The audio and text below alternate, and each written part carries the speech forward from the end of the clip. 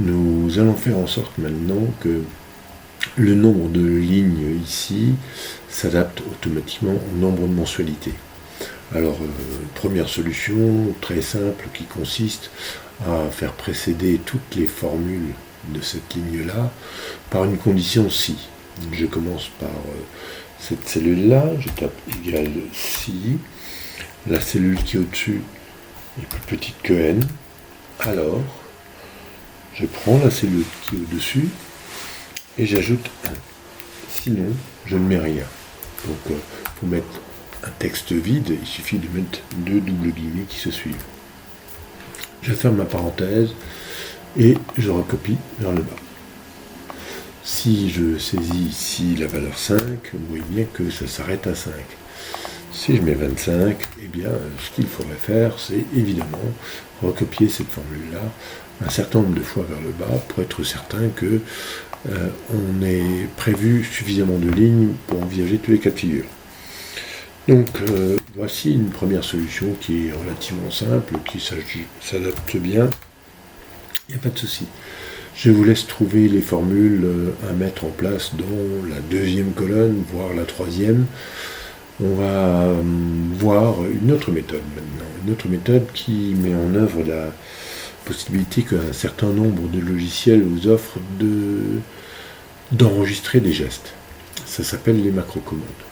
Alors, avant d'enregistrer une macro-commande, il faut déjà se demander quels sont les gestes à répéter chaque fois que, par exemple, le nombre de mensualités change. On pourrait imaginer que si quelqu'un tape 15, eh bien, on efface ce qu'il y a en trop. Si quelqu'un tape 20, eh bien, il faudrait recopier cette ligne-là encore un certain nombre de fois vers le bas. Mais bon, c'est une technique déjà un peu compliquée puisque vous avez 2 cas de figure dès le départ.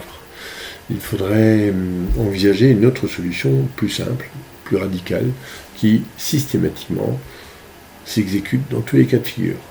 Par exemple, si j'efface toutes les lignes à partir de la 3e mensualité et que je recopie la 2e mensualité vers le bas, pour atteindre le nombre de mensualités choisi. Cette solution pourrait fonctionner. Alors, vous avez bien noté que je sélectionne des lignes en cliquant sur la ligne, je glisse vers le bas, je supprime, en appuyant sur la touche suppression, et là je me suis trompé, je n'aurais pas dû effacer la 2e mensualité, j'annule avec CTRL Z, donc j'efface bien seulement à partir de la 3e mensualité des lignes complètes, et je recopie systématiquement la 2e ligne vers le bas. Ok, je pense maîtriser les 2 gestes, et donc je vais ajouter mon petit bouton ici. Ce petit bouton, pour le faire apparaître, il faut déployer l'onglet développeur. Si développeur n'apparaît pas dans votre menu, il faut aller dans les options. Et dans les options, vous allez dans personnaliser ruban pour lui demander d'afficher l'onglet développeur. Dans l'onglet développeur, j'insère un bouton. On n'utilisera que les contrôles de formulaire. J'insère un bouton. Et dès que je le lâche, il me demande quel nom lui attribuer. Je lui attribue une procédure que j'appelle calcul. Je ne valide pas, parce que sinon je sors de cette boîte de dialogue sans rien avoir enregistré. Je vais appuyer sur le bouton enregistrer. Et à ce stade-là, il me demande des options supplémentaires de ma macro. Je conserve les options par défaut. Attention, à partir de maintenant, tous mes gestes sont enregistrés. Il y a un carré tout en haut, un carré en bas qui me le rappelle. Alors on a dit, on efface les lignes à partir de la 3e mensualité, j'appuie sur la touche suppression, et je recopie ma 2e mensualité, la ligne complète, en attrapant un petit carré, comme ceci. Ok, j'arrête l'enregistrement. Comment voir s'il fonctionne ? Eh bien, si j'efface quelques cellules ici et que j'appuie sur mon bouton, vous voyez que ma procédure fait son travail. Maintenant, il il faut trouver le moyen de faire en sorte que si je mets ici par exemple la valeur 15, eh bien seules 15 mensualités sont affichées. Ça, c'est en trop. Donc je vais aller voir ce que la macro a écrit.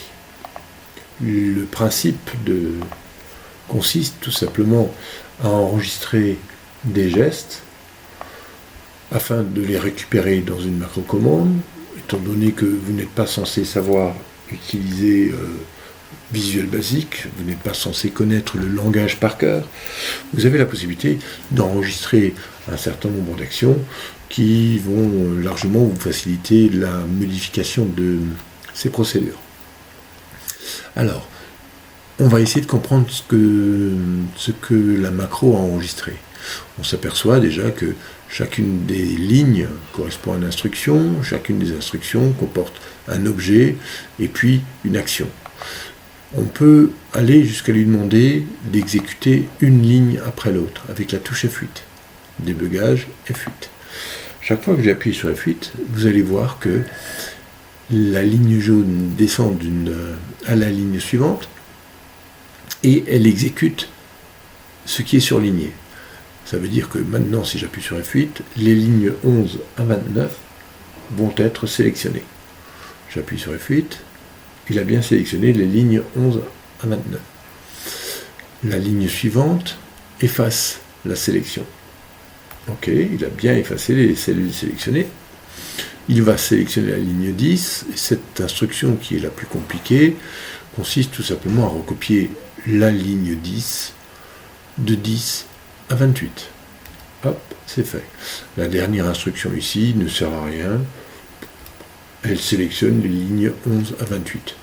Étant donné qu'elle ne sert à rien, je la supprime, pure et simplement. Je suis toujours encore en mode arrêt. Ça veut dire que si j'appuie sur mon bouton, il va me dire que ce n'est pas possible d'exécuter une macro en mode arrêt. Parce qu'il attend qu'on termine cette action. Soit en allant jusqu'au bout avec F5, soit en réinitialisant.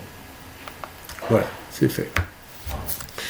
Bon, on va épurer cette procédure de manière à ce qu'elle soit plus simple à modifier. On n'a pas besoin de sélectionner avant pour effacer les cellules sélectionnées. Visual Basic sait faire les deux choses en même temps. Nous, on ne pouvait pas le faire avec la souris. Voilà, on n'a plus que deux lignes. Ça veut dire que si je clique dans ma procédure, que j'appuie sur F8, il efface toujours de 11 à 29 et il recopie de 10 à 28. On va maintenant essayer de lui faire comprendre qu'on ne veut pas recopier systématiquement jusqu'à 28. Donc, c'est bien ici, quelque part, qu'il va falloir ajouter une variable. Pour mettre une variable derrière une zone de texte, on parle de concaténation, il faut utiliser l'esperluette, le et commercial. Pour faire référence à la cellule que nous avons nommée N ici, il faut la saisir entre crochets dans Visual Basic. Si je me contente de cela, il va recopier la ligne 10 de 10 jusqu'à N, c'est-à-dire jusqu'à 15. Donc il va recopier la ligne 10 de 10 jusqu'à 15. Je n'aurai affiché que 7 mensualités, alors que j'en souhaite 15. Alors d'où vient cet écart ? Eh bien, cet écart provient du fait que nous, on a mis notre première mensualité dans la 9e ligne. Donc, il faut ajouter systématiquement 8 lignes. Ok, j'ai ajouté plus 8. Si j'essaie d'appuyer sur mon bouton, vous voyez que ça fonctionne. Ça fonctionne très bien, sauf que là en dessous, il reste encore des vestiges de tout à l'heure. Donc, je compte sur vous pour trouver quelle instruction modifier pour que ces cellules-là, ces lignes-là, soient aussi supprimées. Alors, avant de vous donner la main, j'aimerais vous montrer encore un autre détail. Vous voyez que lorsque on scrolle vers le bas, on ne voit plus apparaître le titre. Pour faire apparaître ce titre, eh bien, il aurait fallu que je lui dise de figer toute cette partie-là. Donc je me mets dans la première cellule qui a le droit de disparaître et je vais dans Affichage, figer les volets. Et à partir de maintenant, eh bien, le bloc supérieur reste toujours visible. Le même processus existe pour l'impression. Si je fais un affichage avant impression, alors je vois une page,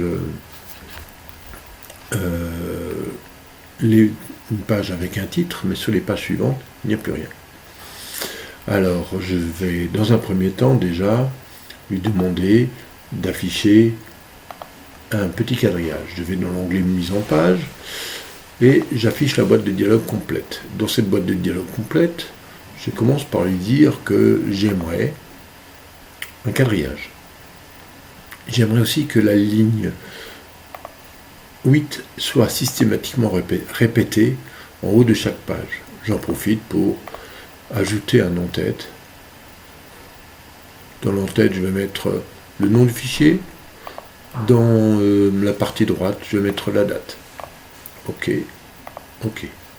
Si je fais un aperçu, je vois apparaître le nom du fichier, la date et le bandeau jaune en haut de chaque page. Je vous laisse exécuter cet exercice.